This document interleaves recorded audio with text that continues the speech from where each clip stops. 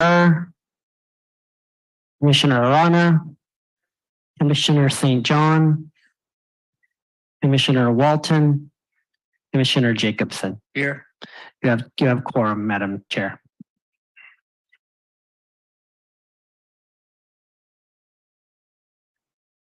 Would one of you like to lead us in the pledge?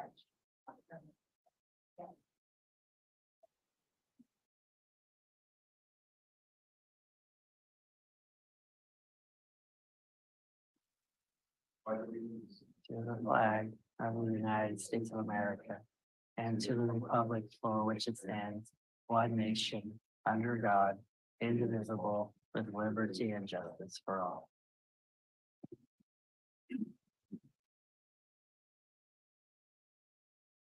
Okay, so this is the time for that part.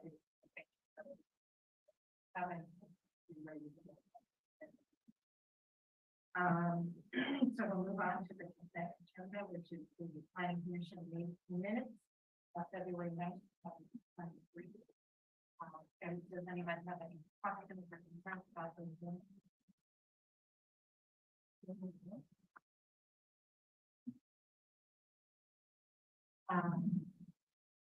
So I would accept the motion for the minutes.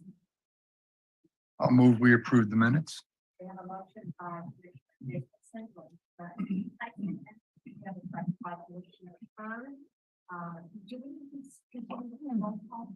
Might as well for now.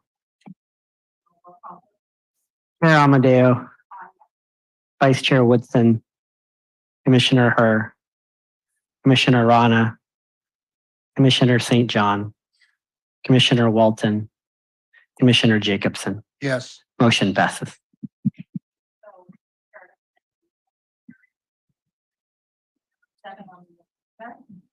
This is consider adopting the planning commission approving a sign permit in 2023 to legitimize existing signage at 330 Del Monte Boulevard. The proposed action is exempt from CEQA pursuant to section 16311A of the CEQA guidelines because the action pertains to on-premise signs presented by contact planners. And pardon me, Chair, before Alec gets started, we're hearing that people in the audience online are having a hard time hearing you. If you could lean forward into your mic a little bit more. Oh, there you go. Thank you. Good evening, Chair Amadeo and members of the commission. Just the feedback here. Yeah, let me shut off my microphone. Thank you. The item before you tonight is, and I apologize. Our screen. There we go. I apologize. The title page to this presentation, I'm just realizing I failed to update, but this is signage at the Shell gas station at 3030 Del Monte Boulevard. You'll be reviewing signs that were installed without the benefit of appropriate permits, and so I'm going to present this to you tonight. Next slide, please. The concept proposed by the applicant is this Pinnacle 365 signage in a blue and green format. You can see the prior elevation on the left in the red and yellow, and the now existing elevation in that photograph on the right. The other signs that were installed were replacement lettering for the car wash on site. And so again, you have the prior signage on the left and the now existing signage in that right photograph. This site is allowed just over 203 square feet of signage based on the requirements of the municipal code. The applicant has installed just under 146 square footage of signage. So this is consistent with that standard. The number of signs that are allowed at this site would be 6, and that is the proposed as part of this application. And the sign types that you see before you are also consistent with the standards in the municipal code.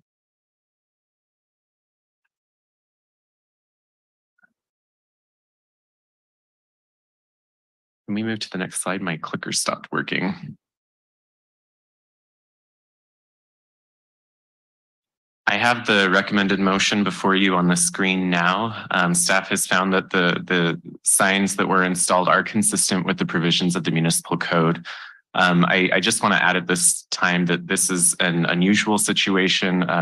Typically, of course, applicants will apply for and receive the appropriate sign and building permits before signs are installed. And so I do want to assure you that we've coordinated with the building department. The applicant has also applied for the appropriate building permits, and building staff have inspected the signs and found them to be up to code and up to the building standard. The building permit, however, is formally being withheld until the sign permit is approved and administered by staff. And so that is the current status of this application. I'm happy to answer any questions that you have. The applicant was also informed of the meeting tonight, but I'm not sure that they've made it to the meeting. Thank you very much. Commissioners, does anybody have any questions? Commissioner Woodson. Couple of quick questions on it. Just the background on when the signs were done, and then what was their rationale for not submitting the correct permits? The signs were installed last fall, I believe, and we alerted the applicant soon after they were installed that they needed to apply for those appropriate permits. The applicant did immediately apply for both the building permit and the sign permit. We've had the application with us, and it hasn't been toward the top of our priority list just because we've had other items to bring before you. So that explains the delay in getting this item to you tonight. As far as why the applicant didn't apply for the permits, I'm not certain. But I can say that when they were made aware of that issue, that they quickly worked to rectify it. Any other or do you have any other questions? Any other commissioners have questions? I thought I heard a lot go on. I don't see any other questions. So this is a public hearing. I'm going to open the public hearing, but I do not see any attendees. So I will now close the public hearing. And if there is any discussion from commissioners, now is the appropriate time. And I'm not seeing any lights.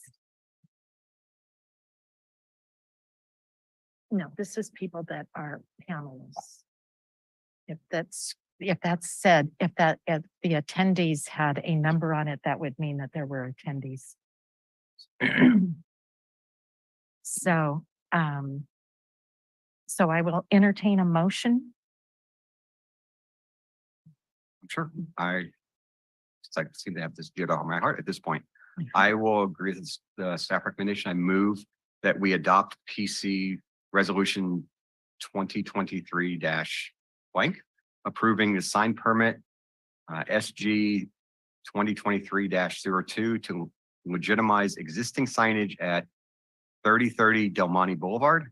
This action is exempt from CEQA per section 15311A of the CEQA guidelines. Do I have a second? I think Commissioner Rana seconded the motion. May I have a roll call vote, please? Chair Amadeo, Yes. Vice Chair Woodson, Yes.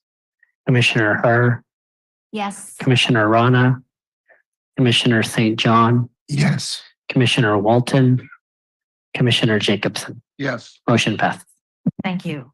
We're going to move on. There are no action items, so we'll move on to informational items. The first one, it is requested that the Planning Commission receive the consultant's objective design standards, that's ODS presentation, receive any input from the public, and provide its own feedback or ask questions as needed. There's no action required by the Planning Commission at this time. So who is giving the presentation? I am Chair. Thank you. Thank you. I just wanted to introduce our consultants who have been helping with the city's development of objective design standards. And we hired Ramey and Associates And presenting tonight and our team specifically with objective design standards is Simran, and I'm blanking on her last name all of a sudden, and Alessandra Lundin, and they will be on your screen there presenting virtually. And take it away, Simran and Alessandra. We have no sound. Thank you, Allison, and good evening, Chair Amadeo, Vice Chair Woodson, and the other members of the Planning Commission. I'm Simran Malhotra, Vice President and Principal at Ramey and Associates, and I'm very pleased to be here today to give you an update on the work Alessandra and I have been doing on objective design standards. I hope you can see my screen now. Alessandra Lundin is an associate with our firm, and she and I will be tag teaming on the presentation this evening. I think we've gone through our introductions. So what we have for you today is a brief overview of what this project is, why it's necessary for the city to prepare objective design standards, and then just go over the overall schedule of the project and where we are within the process, and then present some key takeaways from the analysis that has been done and the input we have received through the engagement that's been completed so far. What we'd also like to do is answer any questions that you might have and get your feedback tonight as well, so that as we move on to the future stages of this project, we can incorporate it as necessary. So to start with, over the last 5+ years, there have been several state laws that have changed the landscape of how cities can approve housing projects. These include SB 35, SB 330, and there are many, many changes to the Housing Accountability Act, which has been in place for 40+ years. And the intended purpose of this new legislation is to essentially increase housing production. And these laws do it in a couple of ways. The first is they make it difficult for cities to deny or reduce the density of housing projects if these projects meet objective standards. And most cities in the past used to have design guidelines, and these were subjective and they could be interpreted differently by different staff, different applicants, commissioners, architectural review boards and councils, etc. But this requirement now eliminates that subjectivity and personal judgment by requiring consistent and uniform language. The second way these laws change how cities approve projects is by streamlining the amount of time it takes for projects to get approved, thus bringing more certainty to developers regarding how long it would take for receiving project approvals.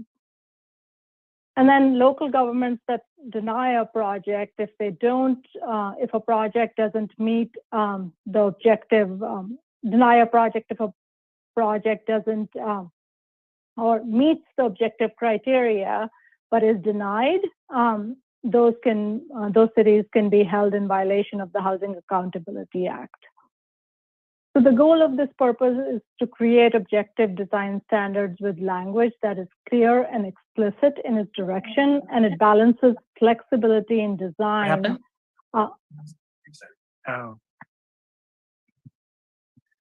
Simran, this is Guido. Can you hear me? Yes. We lost you for the last 2 minutes. I think the power went out for like a minute and then it rebooted, so we didn't hear it. So the last part we heard you on was talking about why this protects the city from legal challenges and court fines, and then you dropped off. So if you want to restart, sorry. Okay, no, that's fine. So actually, I hadn't said very much since then, but the goal of this project then is to create objective design standards with language that is both clear and explicit in its direction, and it balances flexibility in design with a set of rules that facilitates both an efficient review of process, but also results in buildings that are appropriate to their context and environment. And that last part is really important because the standards that are prepared for Marina should be within the Marina context, and they shouldn't be what someone might build in, Los Angeles or another community elsewhere. So I won't read this definition, which is on the screen here, but this is the official definition of what an objective standard is supposed to be. And it is a part of the government code. What this means is that everyone who reads the standard needs to come away with the same understanding of what it means. And for the most part, these can be quantifiable standards that can be consistently interpreted by designers, staff, applicants, and approval bodies. So for example, development standards are objective. There are specific setbacks, you have height requirements, density, parking, etc. These are clear and uniform. But when we start talking about the regulation of the design of projects, it gets more complex, and which is what this project we are working on is intended to do.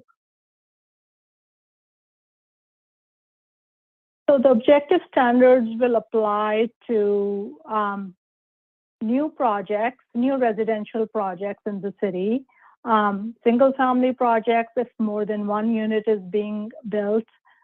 So that is if there's a tract of housing that would include, that would be covered by this project, all multifamily residential projects, and all mixed-use projects which have at least 2/3 of residential uses. What this won't apply to is the specific plan areas that today are either built out or have their own standards that govern development within those areas. So we have a 4-step process over 10 months, and we started last fall, late fall. And we started with developing an understanding of the project. We reviewed existing regulations, examined the Marina context, and identified issues and opportunities. At the same time, we started our engagement with the public and stakeholders that we'll describe on the next slide. And then we are presenting this analysis and the feedback received to you today and to the City Council on March 21st. The next step of the process is to identify the overall design framework and work with city staff to develop the objective design standards drafts over the next several months. Following that, the public review draft will be released for review. We'll get additional feedback from the Planning Commission and City Council as well as stakeholders, and that feedback will be incorporated in the final set of standards that will be up for adoption in early fall. Important to the whole approach is engaging with the community, staff, and stakeholders. And there are several purposes for that. One, to educate the community about what objective standards are and why we need to do those, because this is a whole sea change in how cities have approved projects and how residents can actually appeal them or comment on them. The other aspect of it is to understand what the priorities of the community are, and to also understand what are the drivers that influence development in the city. And by that I mean looking at what's already being built in the city to get an understanding of what kind of projects are being built and how do we make them objective, regulate them objectively, but also to make them better by understanding what drives that development. So far, we've created a project website as part of the city's website, and then there's a public-facing fact sheet. I believe it was in the packet that you received for this item. We've conducted several staff working sessions to review existing projects that have been approved. We have met with two groups. We have conducted two focus groups, one with designers who work in Marina and the surrounding communities, and one with developers to get their input on how the current regulations could be improved so as to get better projects in the city. Then we also ran a month-long community visual preference survey, and we'll give you an update on what we heard as a part of that in the next section. And now we are also here to get your input and any members of the community who are in attendance, your feedback and questions about what we've been doing so far. And then the City Council in a couple of weeks, as I mentioned. Now, Alessandra will talk about the key takeaways from our analysis and the engagement we have done so far. So take it away, Alessandra. Thank you, Simran. Good evening, commissioners. So as part of the first phase of the project, our team conducted an analysis of existing conditions and current regulatory documents to better understand existing design guidance in the city. Next slide. So development of multifamily and mixed-use projects in the city of Marina is currently regulated by a number of documents and policies, which include the city's general plan, which is currently being updated, 4 specific or master plans, the city's citywide design guidelines and standards document, and then other key ordinances and documents. So the current general plan includes very limited design guidance for development of multifamily and mixed-use residential projects.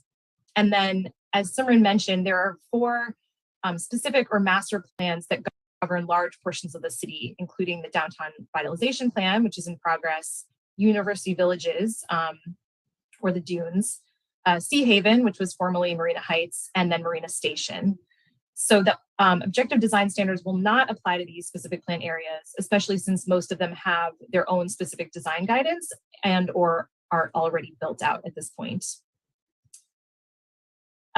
In terms of the local coastal plan, we just wanted to note that until the city amends the local coastal plan to adopt the objective design standards, they will not apply to the coastal zone.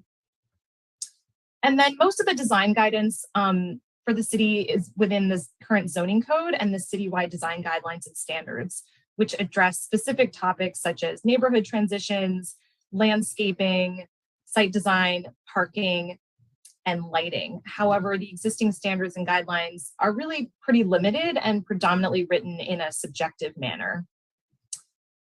There's very little or very limited guidance on other key topic areas, including mixed-use development, ground floor commercial space, and the interface between the retail and the public realm, and then building design in general, including massing, modulation, articulation, materials, and the like. And then we also conducted a site analysis to better understand areas of the city where the objective standards will apply, including typical zoning and parcel characteristics and opportunity sites, which I'm going to talk about on the next few slides. Next slide. So on this map, the yellow areas illustrate the residential and mixed-use areas of the city outside of those specific and master plan areas where the objective design standards will apply. So you can see here again that most of the city is governed by those specific plans and master plans, which are shown in purple. Next slide. So this next map shows the zoning for all the parcels where the objective design standards will apply. So as you can see, most of them are zoned single family, and they're already built out and unlikely to redevelop in the short term. There are a few multifamily parcels, mainly along Del Monte Boulevard and within Cypress Knolls. And then you can see on here, it's a little small, but there's a purple area that's a large city-owned parcel, vacant parcel that's zoned for mixed use. That's just south and east of Engine Road and 6th Avenue.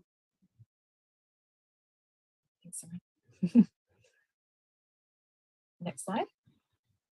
So Simran covered this a little bit, but recognizing that the design standards will really impact the design, the work of design practitioners and applicants, we conducted 2 focus group meetings, one with designers and one with market rate and affordable housing developers, to really gain insights into the development environment and challenges in Marina. So some of the key feedback we received included that the city kind of lacks a clear historical character or context and a defining architectural style. They also emphasize that new development really needs to be designed with better site and context sensitivity. Most focus group participants really preferred simplicity of design over overly articulated or ornate facades.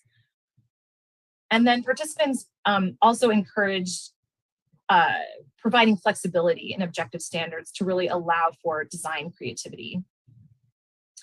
And then some of the development challenges they pointed out in Marina include vertical mixed-use development and the viability of ground floor retail, which is often the case in many communities these days, as well as the current parking requirements being overly burdensome. And then we also asked them about current review processes, and they noted that the city's processes and timelines really work well for developers, and there were no issues there. Next slide. So as Simran mentioned, we conducted a month-long visual preference survey to better understand community priorities and concerns. And we publicized the survey to a diverse range of local community groups via email and social media. The survey included these 6 example residential buildings of varying styles and intensities. And for each, we asked 2 key questions. One was, how successful is this building in terms of its design quality? And the second question was, which of these key characteristics make this building successful? And then they were given a list of features to choose from, including architectural features, colors and materials, massing and modulation, orientation and placement of entries, and setbacks and landscaping. Next slide. So in total, we had really great turnout. We received 103 survey responses. In terms of the demographics, most survey respondents were residents between the ages of 35 to 55 years in age or older. And interestingly, most have lived in the city for less than 5 years. And then based on the responses, the topics or design characteristics that were most important to the community in order of importance are 1, architectural features, so windows, roof style and pitch, detailing and articulation. The second one was colors and materials. And the third was massing and modulation, so recesses and projections of the building facade plane. And this will really help us to understand which topics to focus on in the objective design standards. Next slide. And then lastly, the team analyzed recently built, approved, and pending residential and mixed-use projects in the city to understand how current standards are being applied and gain insights into the key design characteristics of each project, including concerns and sentiment or opinions from the public and decision makers. Several of the themes that emerged really point towards other key topic areas to focus on in the objective design standards. So we noticed that most of the recent or pending projects really lack a defining building entry. Instead, residential entries are often oriented towards parking rather than the street.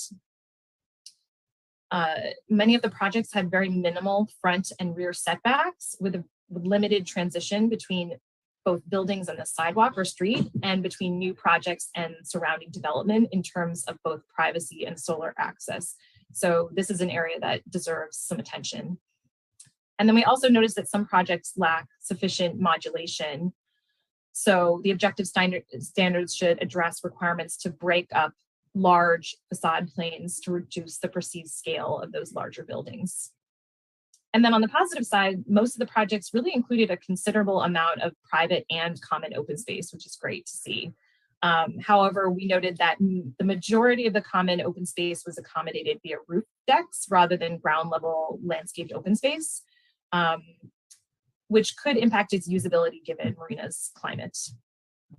And then finally, we noted that several projects invoked the state density bonus law and utilized available concessions, such as parking and height, and density bonuses. Next slide. So again, as part of the next steps for this project, we are gathering your feedback tonight, and then we're going to City Council to present these findings and get direction on March 21st, after which we will start developing the framework plan for the objective design standards. And that concludes our presentation. So I will turn it back over to Allison.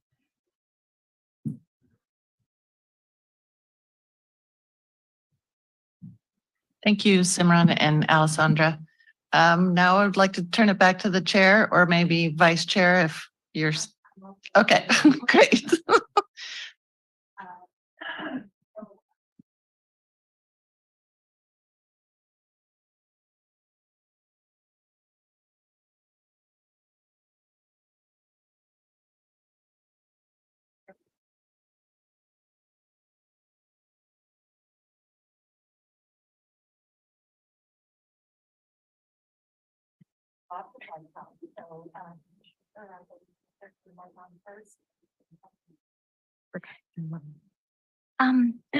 I have a question in regards to the numbers. When you did this, when you showed us this comparison of subjective language, I mean, the examples of subjective guidelines versus objective standards, obviously I could, I mean, objective language example, well, I don't have a page number here, but I think you know which one I'm talking about. The buildings. Well,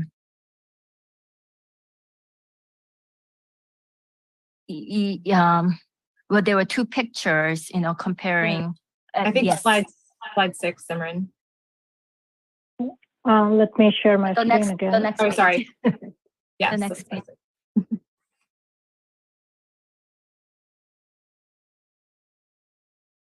No, it was the previous. Yeah, the one that there was image there. Yeah. The second page. Yeah. There we go. Yeah. So obviously, as the example shows, the language, objective language, 100 feet or 5 feet, for example, is more. Commissioner, just because we're all new to this hybrid, Simran needs to stop share. Okay, I'm sorry. So I apologize. Actually, so she's sharing on the screen, so now the public can see what you're referencing. So I'm sorry. It just we have to a little bit of coordination with. So is that the slide you're wanting the public to see? Yes. Okay, all right, to make sure. Yes. Okay, thank you. Yeah, because if we have an image in front of us, I mean, it's easier to follow.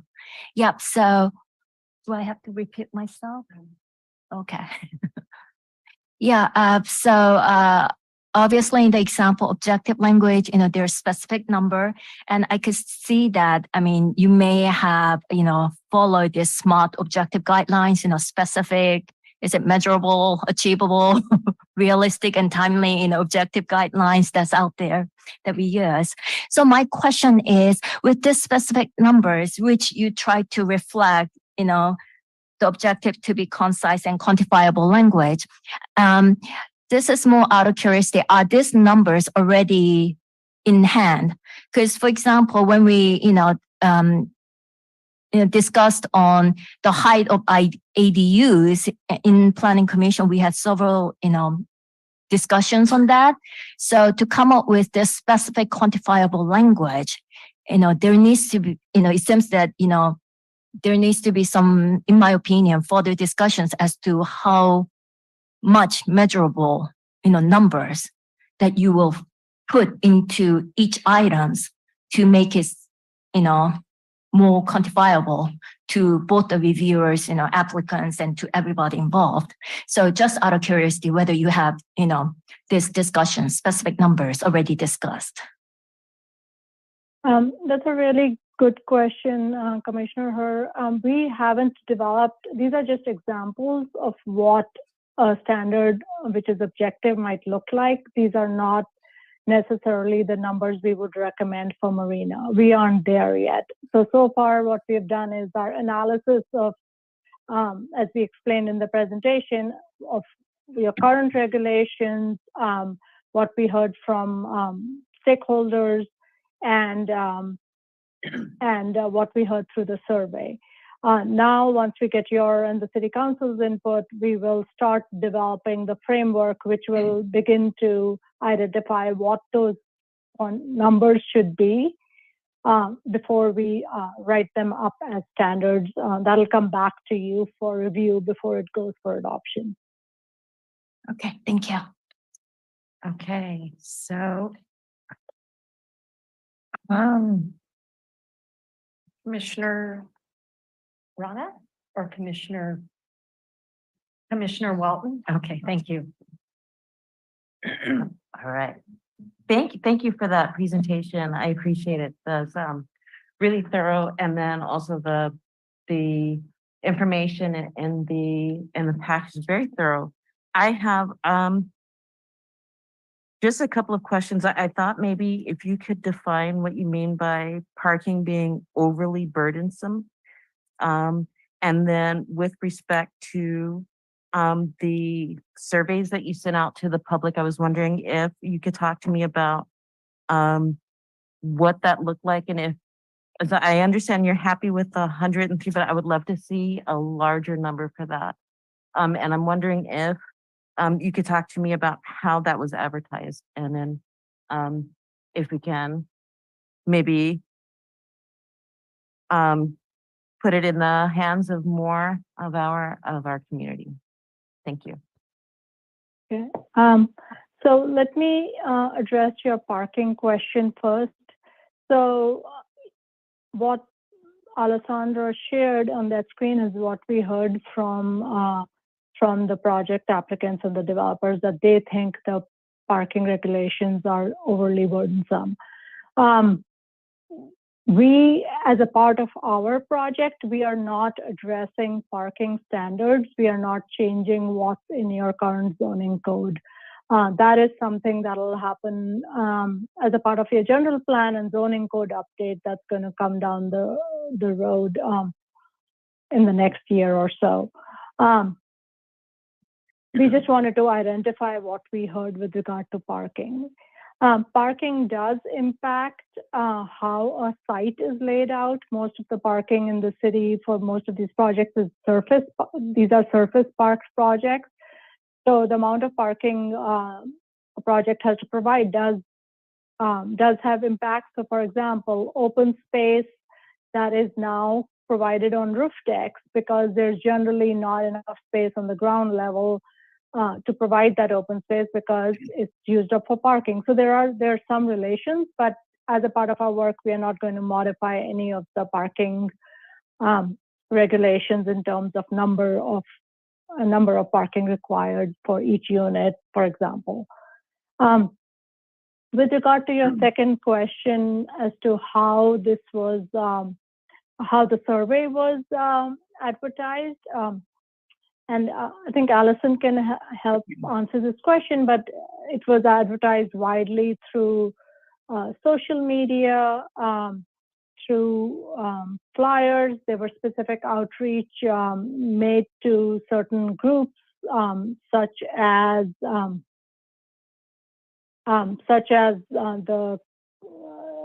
increase the diversity of who we would hear from. So the Korean American Association, Center for Community Advocacy, Monterey Bay Economic Partnership, etc.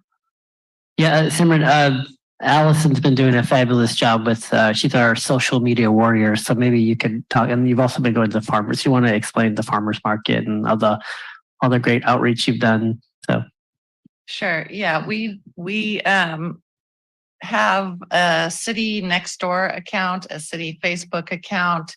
Our city website has like the front page splash page that can then direct you to the Community Development Department webpage, where we created a specific objective design standards, yet again, sub page, where we also have the general plan update, local coastal program update, etc. So check it out if you haven't. We went to the farmers market a couple of months ago now to just be there to talk about objective design standards, general plan update, housing element. I believe Commissioner Herr actually sent this one to the Korean American group. Yep, to get out into her organization. And we delivered via email to a pretty large variety of Spanish-speaking organizations in the city, churches, sort of business groups, also a couple of multicultural groups at CSUMB, like direct email. What else did we do? I think that's it. It's a lot. And also like updating. We did at least 2 times on the Facebook and the Nextdoor sites, like, don't forget to do your objective design standard survey. It's ends in 10 days, or, little updates like that. And it was also shared with, some of the communities like Sea Haven, community. It was shared in the Facebook. Great. And the broader context for your question, Commissioner Walton, is this is not the community and your only bite at the apple. As we're working with the consultant to develop the standards, it will come back to the commission. Allison will continue to do outreach to those groups to give them another opportunity. We're going to the council in 2 weeks to get the council's general buy-in. So there's multiple bites at the apple for the community and policymakers. So I do appreciate that. So I don't know if I'm asking this in the right place, but are we able to pay for advertisement on Facebook so that the algorithm gives a bigger spread? Or okay, perfect. And then I failed to ask about the walkability standards. Is that I understand in part is that from the state is giving those guidelines, or is that something that the city is able to work on through this plan, or both? Yeah, walkability is not necessarily the focus for this project. This is really, and let me just back up a little bit to answer Commissioner Herr's question. So Commissioner Herr asked about, say, height of ADUs. So the REMI team, whatever the standards are in the code right now in terms of height, setbacks, they might change, but for the most part, throughout the code, probably will stay the same. The focus of this is the kind of the form and function of it in terms of we don't want to have a blank wall for 100 feet along the whole building. That doesn't look good. It doesn't show good articulation of the architecture, right? But the overall kind of building envelope of the building is generally not going to change.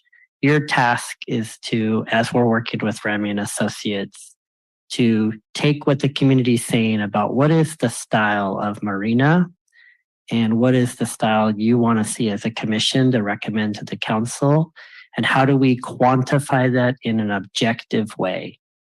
So as the slide that we showed earlier, the earlier slide said, we want to have articulation along a building. That no longer is allowed. We need to say every 100 feet, we need to break up the massing of the building. And we want to have a very clear defined entry point. And what exactly do we want in that entry point to make it a unique feature? So that's going to be your charge, to take the very rosy, subjective language we're all used to as planners in these older documents, and then make them very specific and quantifiable to moving forward. What is the Marina style, whatever that is. So, yeah.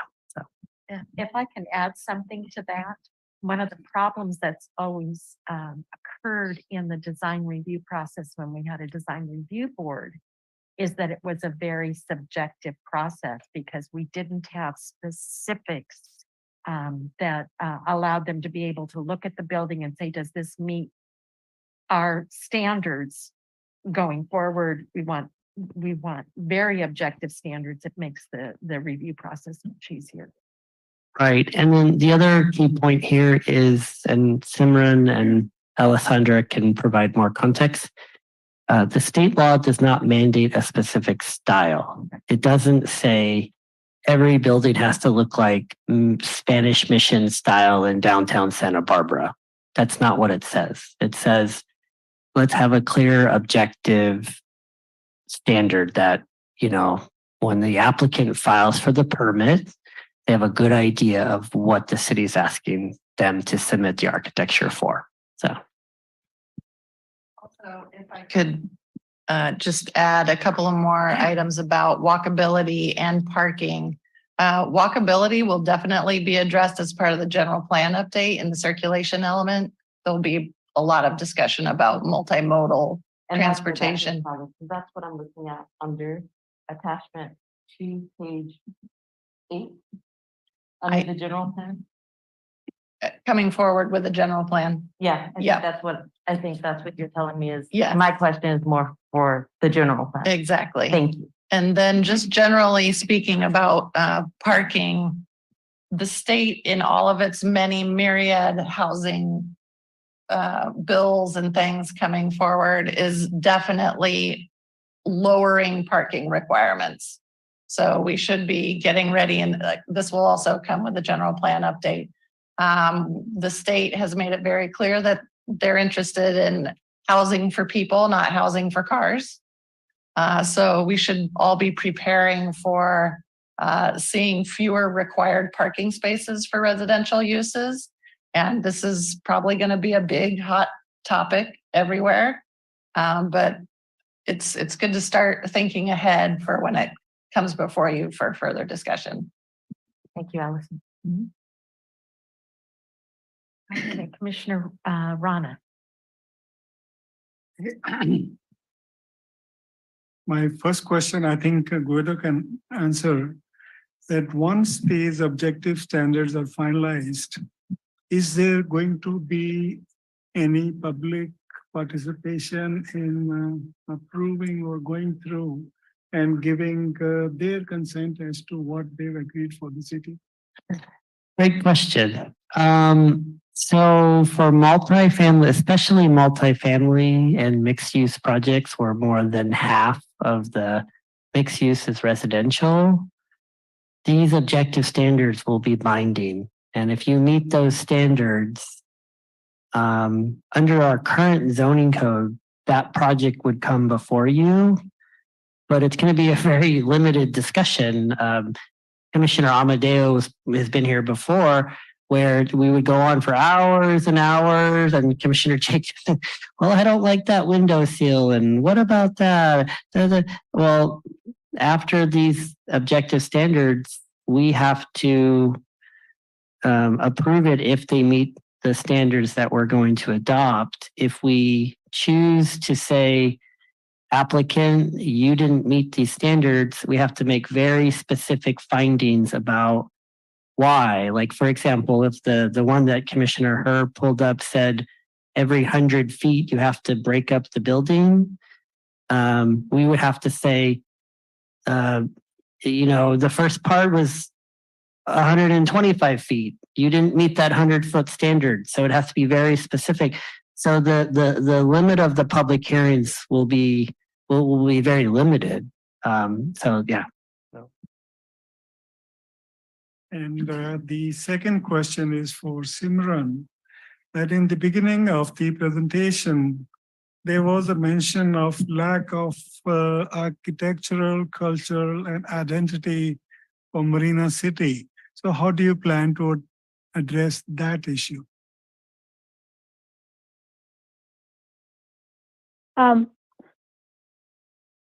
Commissioner Rana, that's a good question. I think the statement is more related to the fact that there's no single architectural style that's predominant in the city of Marina. Like when you go to Santa Barbara, it's clearly the Spanish Revival style that you see prevalent all over most of the cities. State Street, in fact, they mandate a certain style. But Marina, like most cities, has grown organically over time, and there are different styles that you see in the different types of development that have happened. So all the new construction that's gone on in the last few years in the specific plans, those have a very specific style. There's the whole, the Fort Ord and the barrack style architecture that you see as that, there are other parts of Marina that have that. and so forth in other parts of the community as well. So from my perspective, as we move forward, the city shouldn't focus on prescribing a single architectural style for new development. Instead, what we would recommend doing is saying that whatever architectural style applicant picks, they are true to that architectural style. So, for example, if you pick a craftsman style, for example, then all the elements of craftsman architecture should be reflected, and you don't mix in elements of, you don't put a tile roof on a craftsman building, for example. You have a shingled roof, and so on. So what we recommend is being true to an architectural style, whichever architectural style you choose, and it could be a historically referenced style, or it could be contemporary. Cities are a reflection of their time, and the architecture should demonstrate that. Yeah, and just supplement question that the style and culture, identity, I think color is also an important part of this whole narrative. So why don't we take some more inputs from the stakeholders, from public on this aspect? Just a suggestion. Thank you. Okay, Commissioner Woodson. Great, thank you, Commissioner Amadeo. I want to first clarify, I have, I think, 5 questions that have come up, kind of 2 of them were clarifying, ones now. Do you want me to go ahead and ask all 5 now? Absolutely, yes. Okay, thank you.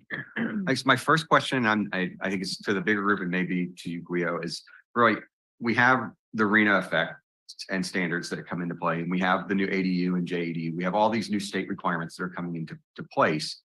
And typically, if I understand ODS requirements right, that those, we now have to blend those together. And so the RENA has to meet the objective design standards. So that's the first part of my question. I have a second part. So you're asking, do the objective standard Apply to something like. So the answer is, when the city adopts objective standards, those standards will be clear and concise for applicants, which will help applicants streamline the review of housing projects, which will help us issue the permits quicker, which will then help me meet my state mandated RENA number. So hopefully that answers your question. Yes. Yeah. So that's the goal is, yeah.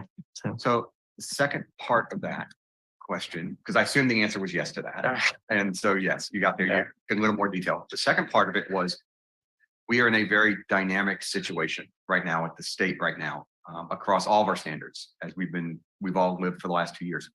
As we develop this, our cities put in place objective design standards.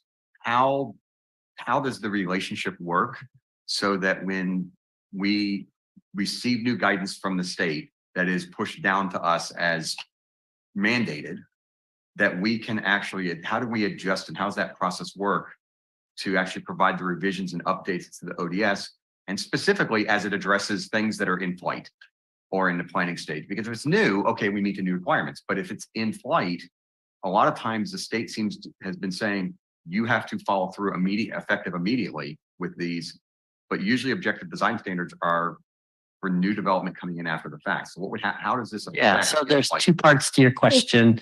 What we're adopting would be either an ordinance or a resolution. I think it's going to be an ordinance because we're going to adopt it into the zoning code.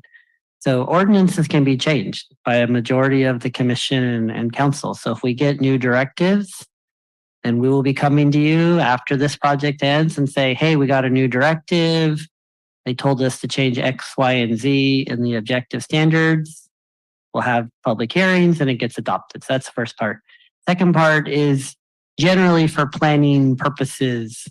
If you file an application and the staff deems it complete, meaning you have given us the minimum standards, that is the date when the regulations are frozen. So If we have objective standards and if somebody files a project, those are the standards in place as of when it's deemed complete. It wouldn't be fair to customers of, they're working with us for 6 to 9 months to 12 months. And then right before a planning commission, the state law gets changed. And then Guido says, oh, sorry, you have to change it again, right? So there's some laws, the Permit Streamlining Act and other things that say when it's deemed complete, those are the laws that frozen in place, and those are what we apply. So hopefully it answers both your questions. So. It does. And I think that was what I wanted is I don't want the process, we're trying to streamline the process and I don't want it to get all of a sudden get bogged down with these changes. Right. So with the caveat that the city has the right, if it's an urgency ordinance or an emergency ordinance, if something affecting public health, safety, life safety, welfare, immediate, then obviously we retain the right to change something. So just a little caveat. So. Absolutely. The second question that I have, second question is to build on something Commissioner Rana talked about at the very beginning, and we've kind of touched on back and forth, which is we've talked about the architectural style issues that are ongoing here.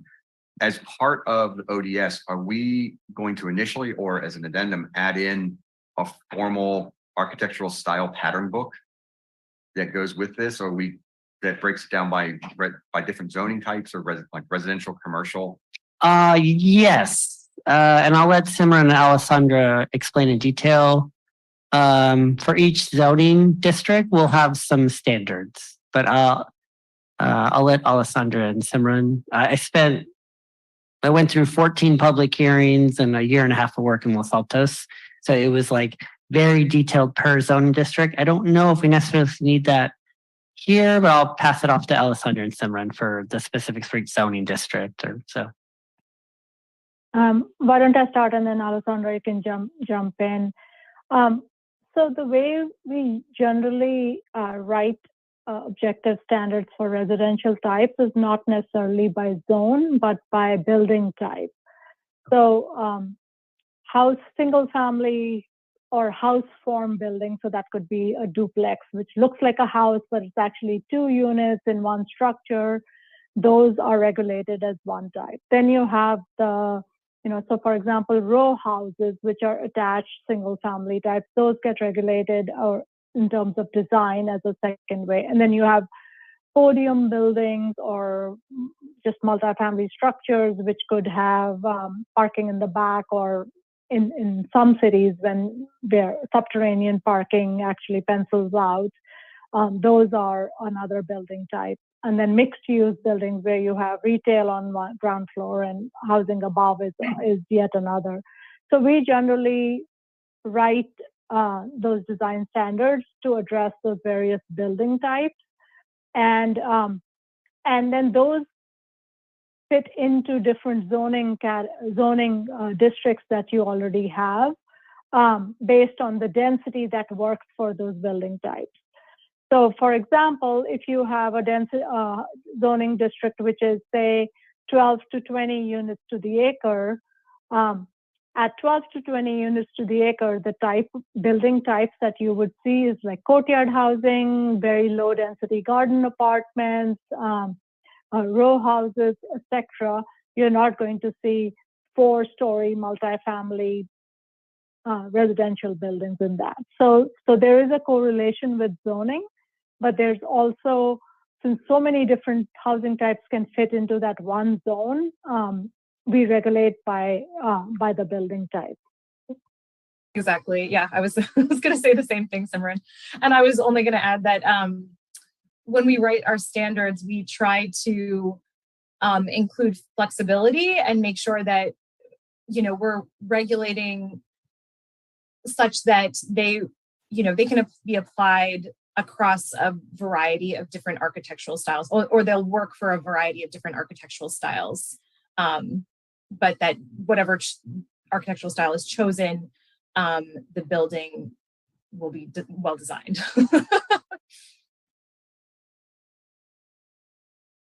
Thank you for that one. Yes, again, my third question, kind of changing tacks a little bit, is the actual design. This is more the administrative design review process after we get the objective design standards in place. And specifically right now, and I'm going to use the sign ordinance as a process as a very pertinent example because we just kind of dealt with that. Is that right now we have the new sign ordinance. We're really looking at moving that to an administrative type of position outside of ODS. We're looking at doing that right now as the planning commission and city council, which then puts the responsibility, takes it away from the planning commission and moves it really to your office for the majority of the actions from a decision matrix perspective.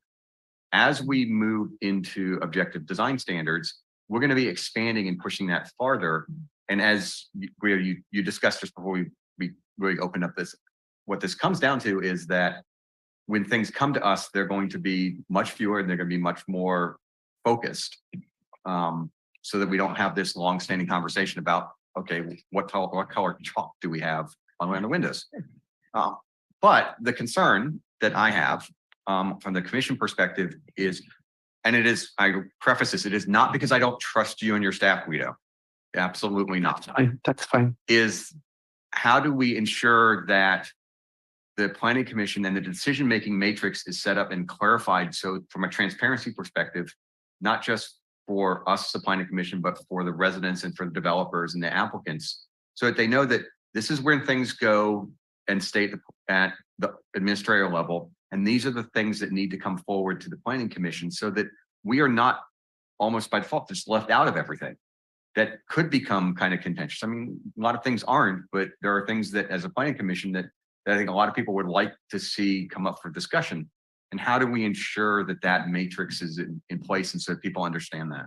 Yeah, that's a great question. So, so as of now, those items will be coming to the commission. There will be put a legal ad in the newspaper. Neighbors will be notified. There will be an opportunity for the public to comment. Staff reports will be prepared. And if, and I thank you, Alessandra. I had worked in another city where they did it by zoning district. So it's like it's going to be more of a form. So if it's by form, then let's say it's for a fourplex. So we would pull out the fourplex objective standards. That would be part of the staff report. So you would be able to read that.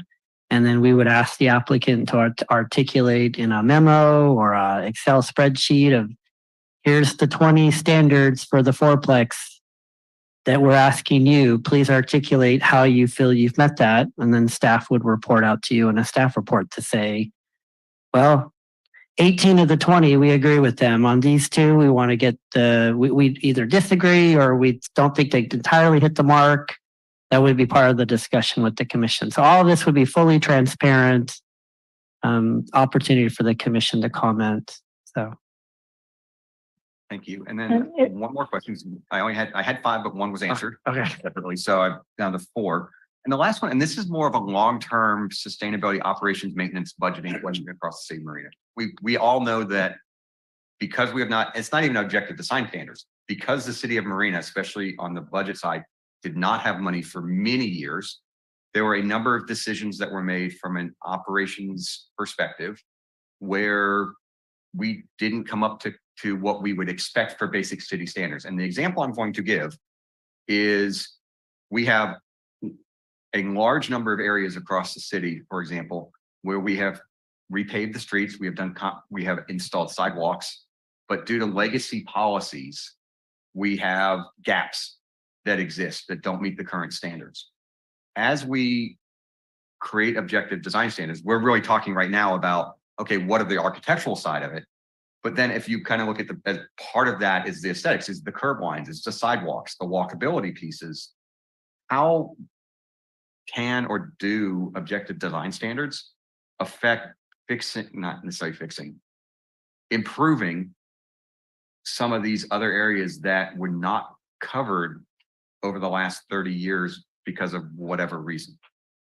Yeah, great question. So, I mean, I'm a regulator in a customer service environment. So to answer your question, the better direction I give the customers, the cheaper it is for the city. The less turnaround time to go round and round. So for example, on your sidewalk standard, engineering has very specific sidewalk standards. If somebody bids on the project to improve the sidewalk, if we have very clear standards, across the entire organization, not just community development, but public works, engineering, you know, the better we do as regulators in a customer service environment to give clear direction to contractors, customers, residents about fences, sidewalks, then things get done faster, things get done cheaper, things get done quicker, right? So yeah, that's our charge as city employees, is working with our customers with objective standards or anything across the departments to give that clear direction. So we don't have 3 and 4 rounds of bids for a public works project or 3 or 4 rounds of review for a planning project. So that this commission, by adopting these standards, are helping us to get things done more efficiently. So. Great, thank And if I may just add briefly, as you look at your general plan update, the city can, through discussion, put in requirements that if a project over a certain size gets built, that project is responsible for all the public surrounding or adjacent public improvements that would help fill the gaps that you noted exist. Great, and that's something that I think is very pertinent, because we have run into things that were just even the last year and a half with potential developments that have come before the commission and the council, where we have not had that ability to really influence outside of the immediate project boundary itself. So thank you both, Simran and Alessandra and Guido, for taking the time to listen to my questions. Okay, Commissioner Jacobson. Excuse me. Thank you, Chair. I actually don't have a question, but I'd like to make a comment or two. And the first one is I'm really in great support of this particular project. Having sat in on the old architectural review board process, it was very subjective. It could extend for months over colors and balcony finishes and those kinds of things. And then it got to us and things still weren't clear. And unfortunately, we would do the same.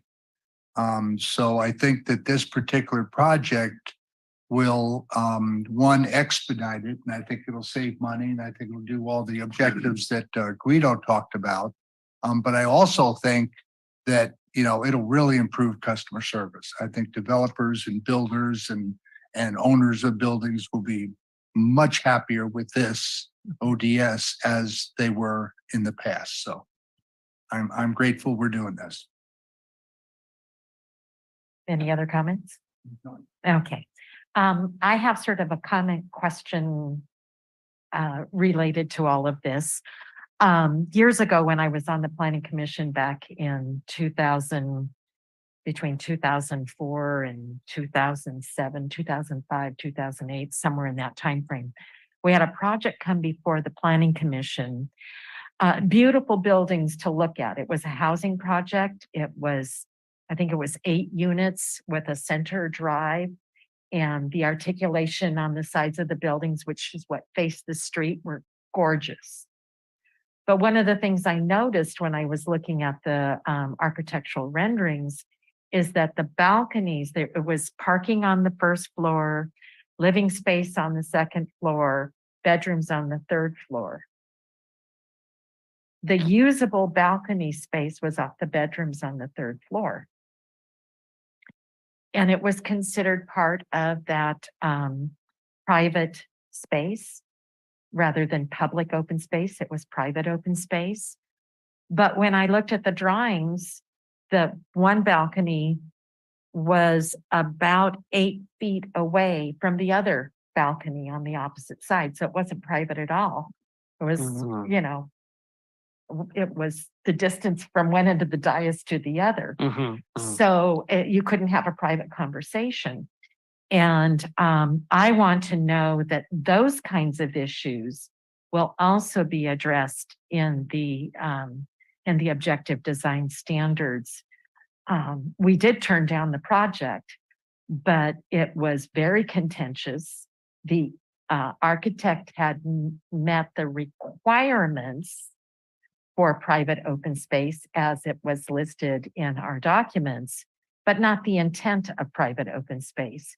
And we turned it down because he didn't meet the intent. Mhm. And he was very angry. And it was really an ugly scene. And that's the last thing we want. We want our customers to feel that they have not been misled about what they could do or not do, and then end up being turned down because we disagreed with staff. Right. And that's exactly the feedback that Simran and Alessandra want to hear from commissioners. And the second part of the answer is we as staff, we use our professional judgment to whatever standards we end up coming up with. To your point, Chair Amadeo, we will have discussions with applicants to say, hey, we feel like you're meeting the words, but maybe not the intent. Can you work with us? And good applicants will say, yeah, you're right. I did meet the specific size and height of whatever standard, but maybe I can do this with the balcony, or maybe I can, right? And that is a little bit of the give and take. We are constrained with state law in terms of the give and take, but that is our job as planners, is to work with people to say, hey, the commission has said this is an issue. But this is the great feedback. This is the kind of feedback we want to give to Simran and Alessandra. So Yes. And through the chair, if I could just add on to that, that also gets us to this discussion of discretionary. And that's part of what the objective design standards is trying to eliminate, is that discretion, because the word intent has different meanings to Right. different people, right? Yeah. So those are exactly the kind of things that they'll take back and noodle around with and help guide their draft, which will come back to you for your review and public review. Commissioner Hurd, your light is on. You have another question or comment? Well, I just wanted to make a comment. So it seems that, it will, just like I mentioned about the height of AEDU earlier, several discussions took place, just for that height. And we are talking about different buildings, whether it's mixed use or, single residential, multifamily. So coming up with those numbers, may take longer time than what, we may anticipate initially, because there could be constant back and forth. Right. Like, Commissioner Amadeo has mentioned. Right. Well, which is why, like we said, this is not your only bite at the apple, because this is a relatively meaty topic when we do have the draft standards. We try to get the packet to you guys the Thursday before, but probably for the draft standards, we'll want to give you at least 2 weeks to really do a deep dive into all the numbers. So that's our pledge as staff. We will do our best as soon as we get them to kick it out to the commission, so you can really do a deep analysis of these standards. Yeah. So That will definitely be appreciated. so I was, sorry. Go ahead. I was just going to add, when we develop the standards and some of the numbers that go along with it, if there are particular metrics for certain standards, I just wanted to note, so we have staff who are trained and have an architecture background like Simran. And so, these numbers are grounded in reality, and, we look at different building types and their form and how they would be designed and their feasibility. And we do kind of feasibility testing and site tests to make sure that they actually work. I have one other question because it came up previously in looking at a building. I think it was probably last year. It might have been the year before, but it was actually two buildings, an apartment complex, and they had balconies, and the balconies were clear glass so that anything that was out on the balcony could be seen. Can you put in objective design standards that it has to be opaque? absolutely. Yes, absolutely. That's fantastic. Yeah. It was a huge issue. And, it's just one of those things that you hear along the way, and you may not think about it when you're doing a survey, but then it comes before us and now we're thinking about it Right. and the impact. So So we need to think about visual impacts, not just the articulation of a building, but how that building is going to impact its neighbors. Exactly. Great feedback. Yep. Great, thank you. So I don't see any more lights.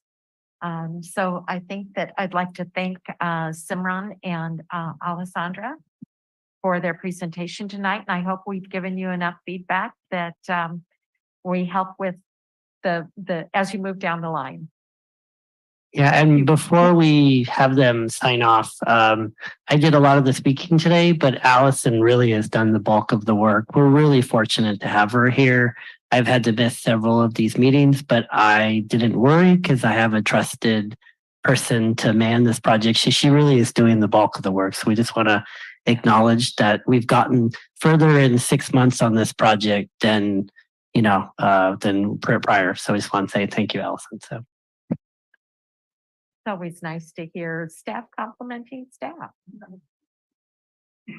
All right, thank you all very much. And we'll move on to the next informational item. That is a verbal presentation by the Community Development Director regarding a February 15th, 2023 letter sent to the State Housing and Community Development Department, that's HCD, about the work completed to seek compliance with the 4th and 5th cycle housing elements. Yeah, I will make this really short. I'm just trying to pull up the letter. 1 second. So what you have, you guys can hear it, point. So what you have in your packet is a letter that I sent to the State Housing and Community Development Department. And I really just wanted to highlight that, the last year and a half that I've been here, this commission, not me, but this commission has made major strides in us getting compliant with the 4th and 5th cycle housing element. The first part of this letter highlights the work that this commission did for the affordable housing overlay policy. And it shows that we have demonstrated that we have adequate capacity to meet our previous RENA obligations, and that's directly the work of this commission.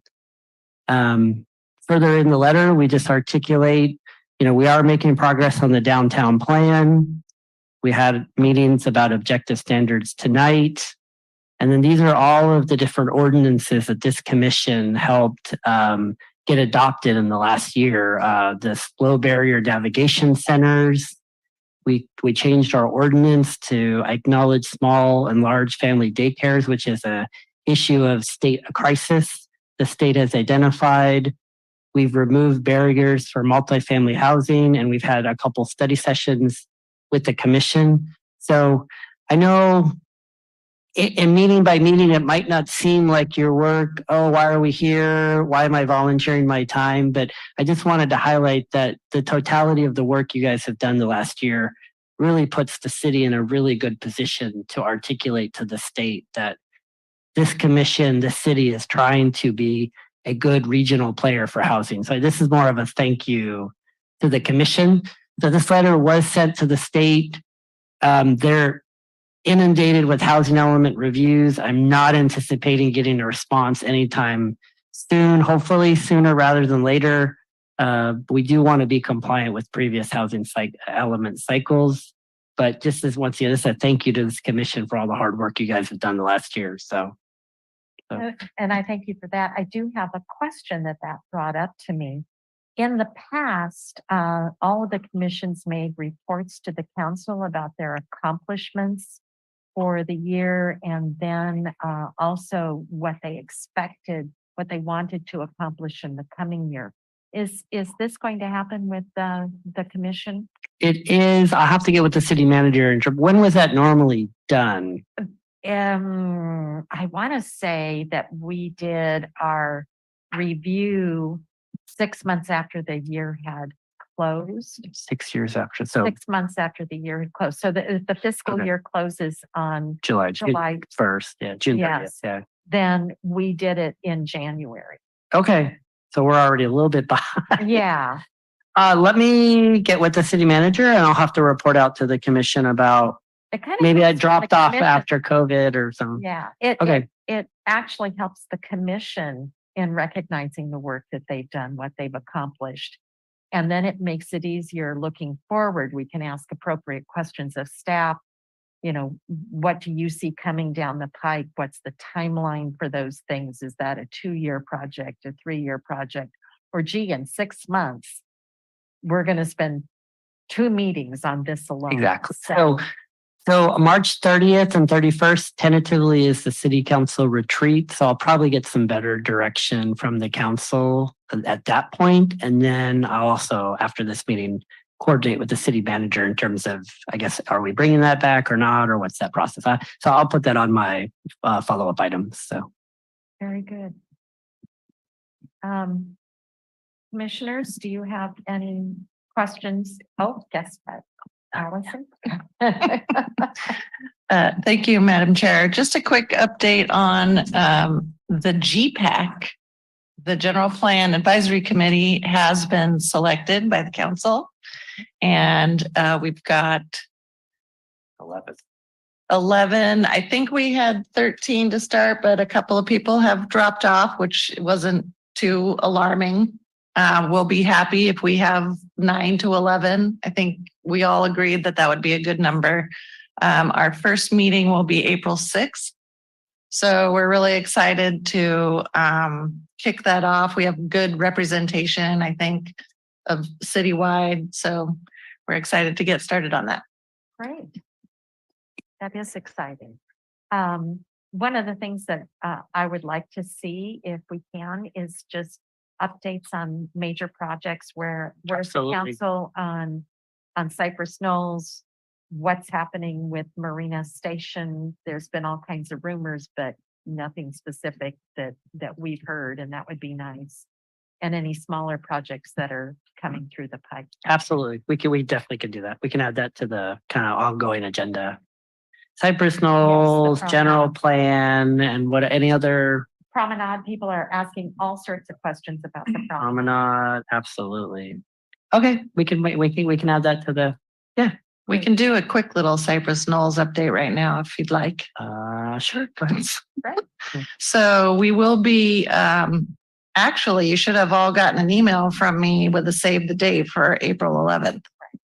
So that's the not finalized date yet, but April 11th study session with the Planning Commission and City Council to receive the report, like the final report. It's been reviewed by staff. It's being reviewed by the city manager, and that's going to be it. And an interesting little aside, the APA CPAT group, I can't remember what CPAT stands for, but anyway, our consultants, our pro bono consultants are submitting this project and their report to the APA California conference coming up later in the spring.